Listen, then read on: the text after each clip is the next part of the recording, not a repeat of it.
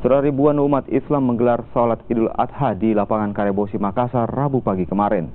Bertindak sebagai hatib Rektor UIN Alauddin Makassar, Musafir Pabab-Bari, sedangkan imam dipimpin oleh Muhammad Afandi yang merupakan imam Masjid Raya Makassar.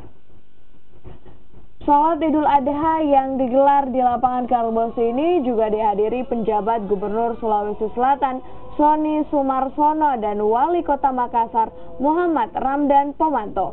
Salat Idul Adha kali ini dipimpin oleh Muhammad Afandi yang merupakan imam Masjid Raya Makassar. Sementara itu dalam khutbah yang disampaikan Musafir Pabab-Bari mengangkat tema bersyukur dalam nikmat kemerdekaan. Allah